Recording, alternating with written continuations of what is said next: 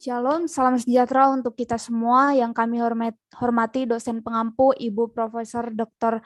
Risnawati Boru Sinolingga MTH dan yang saya banggakan para audiens kali ini. Sebelum kami memulai debat, izinkan saya memberikan pantun untuk para audiens sekalian. Bangun tidur tak lupa sarapan, sarapan pagi lontong ketupat. Salam hormat saya ucapkan untuk para audiens yang terhormat.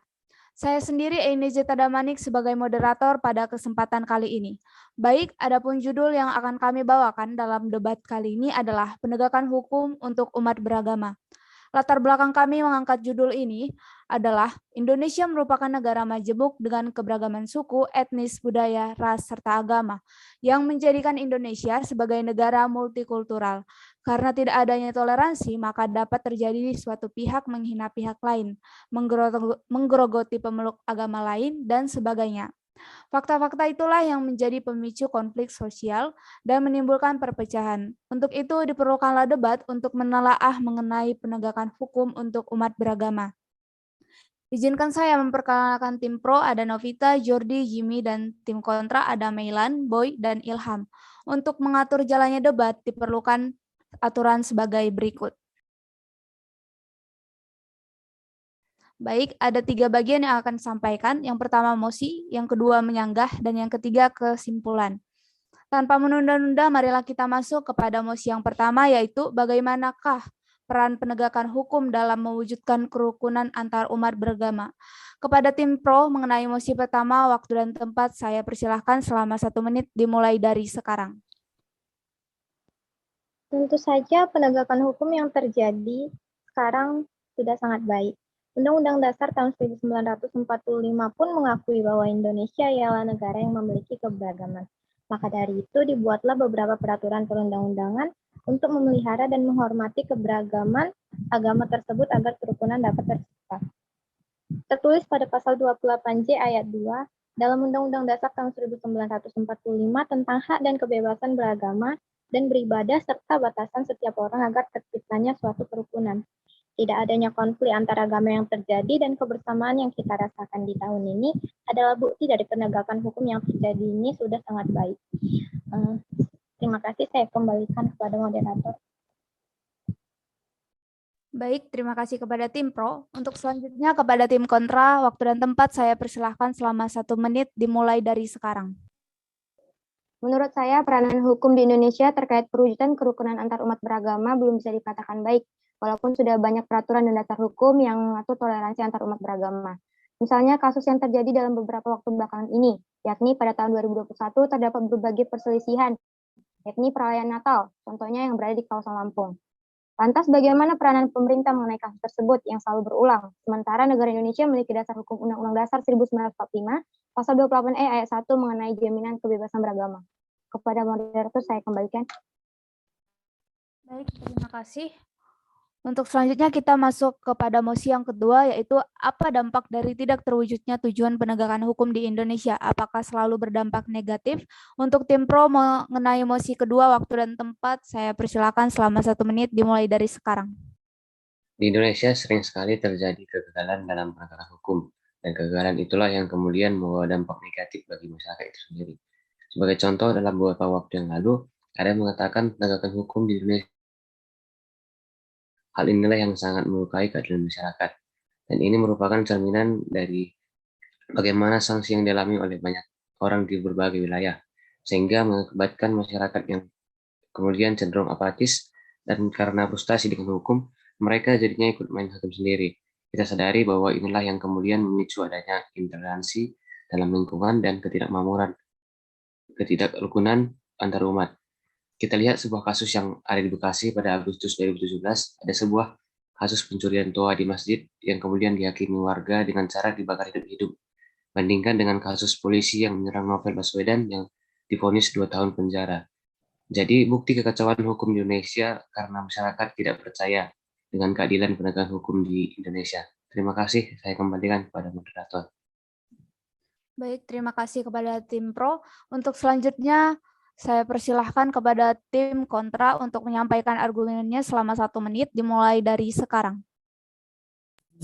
Baiklah, menurut saya tidak sepenuhnya setuju dengan mosi yang diberikan karena terwujudnya penegakan hukum di Indonesia tidak hanya berdampak negatif saja, tetapi juga berdampak positif.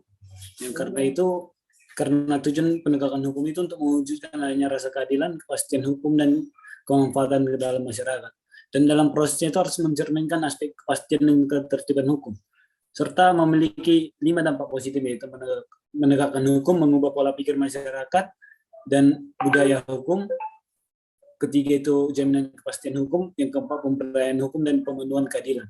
Contohnya itu kejadian begal yang baru-baru ini terjadi, di mana korban begal melindungi diri dengan membunuh pelaku, dan pembunuh atau korban begal tidak dimasukkan ke penjara karena yang dilakukannya itu hanya sebagai perlindungan diri terhadap dan tidak dihukum. Terima kasih, dan saya kembalikan kepada moderator.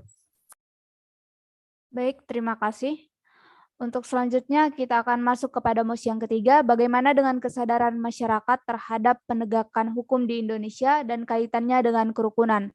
Kepada tim pro, mosi ketiga, waktu dan tempat saya persilahkan selama 1 menit dimulai dari sekarang. Menurut saya kesadaran masyarakat akan penegakan hukum sudah baik, terlihat dari banyaknya masyarakat yang sudah mematuhi hukum yang berlaku di Indonesia. Contohnya, masyarakat menyerahkan pelaku tindak kriminal kepada polisi sebagai pihak penegak hukum. Kaitannya dengan kerukunan adalah hukum dapat kita artikan sebagai sistem yang mengatur norma, segala perilaku atau tingkah laku masyarakat. Jadi jika hukum itu sendiri ditegakkan dan dipatuhi, tentu akan terciptanya kerukunan antara masyarakat dalam kehidupan bermasyarakat. Terima kasih, saya kembalikan ke moderator. Baik, terima kasih atas argumennya. Untuk selanjutnya kepada tim kontra, waktu dan tempat saya persilakan selama 1 menit dimulai dari sekarang. Kalau menurut saya kurang setuju bahwa kesadaran masyarakat itu sudah baik. Karena kan hal ini kita bisa lihat dari penegakan hukum, kesadaran hukum, dan budaya hukum. Kesadaran akan kewajiban hukum tidak semata-mata berhubungan dengan kewajiban hukum terhadap ketentuan undang-undang saja.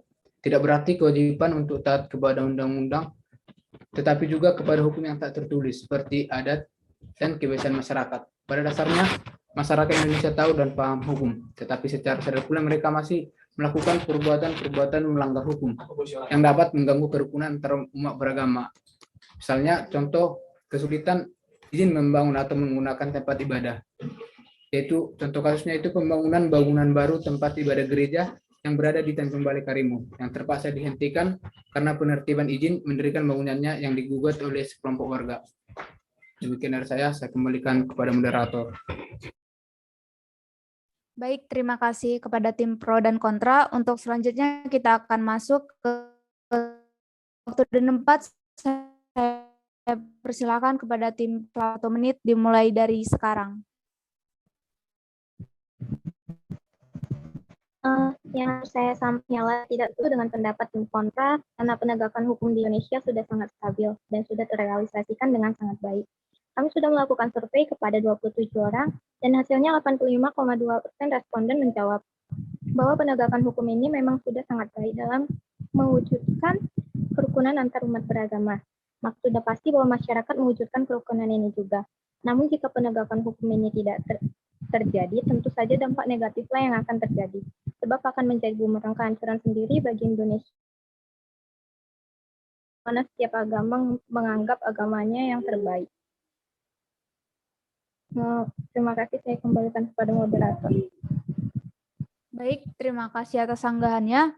Untuk selanjutnya kepada tim kontra, waktu dan tempat saya persilahkan selama 1 menit dimulai dari sekarang. Baiklah, saya kurang setuju mengenai pendapat dari saudari Novita. Menurut saya, peranan penegakan hukum di Indonesia masih kurang baik. Begitu juga dengan kesadaran masyarakat yang masih kurang terhadap penegakan hukum yang berkaitan dengan kerukunan antar umat beragama. Yaitu contohnya kesulitan izin dalam membangun maupun menggunakan tempat ibadah. Contoh kasusnya, terdapat 200 lebih gereja yang disegel dan ditolak dalam kurun waktu 10 tahun terakhir, di mana sulitnya mendapat izin baik dari pemerintah daerah maupun masyarakat. Kejadian ini kerap berulang dan pihak berwajib juga sangat menyayangkan hal tersebut. Lantas, apakah ini yang merupakan perwujudan dari penegakan hukum mengenai toleransi antar umat beragama? Terima kasih, saya kembalikan kepada moderator. Baiklah, karena tim pro dan kontra telah menyampaikan argumennya dan kita dapat menyimpulkan bahwa penegakan hukum sangat berpengaruh bagi kerukunan antar umat beragama. Debat ini bukanlah merupakan suatu fakta yang harus diambil secara bulat-bulat, namun berdasarkan argumen atau cara pandang seseorang. Untuk itu kami berharap audiens kalian dapat bijak menyaring argumen mana yang dapat diambil sebagai tambahan wawasan yang bermanfaat. Karena kita sudah berada di penghujung acara, maka dari itu kami dari kelompok 10 mengucapkan terima kasih atas audiens yang sudi mendengar debat kami mengenai penegakan hukum untuk kerukunan antar umat beragama. Dan kami juga mengucapkan terima kasih kepada Ibu dosen pengampu, Bu Risnawati Borusinolingga, yang telah membimbing kami sampai pada tahap ini. Adapun kesalahan kata ataupun tindakan dari kelompok kami, mohon maaf. Semoga apa yang telah kami sampaikan dapat membuahkan hasil dan bermanfaat pula bagi teman-teman audiens sekalian.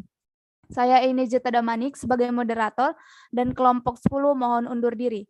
Sungguhlah manis buahku ini, buah dimakan dengan cepat. Berakhir sudah debat ini, semoga bisa memberi manfaat. Selamat siang, sampai jumpa di lain waktu. Shalom.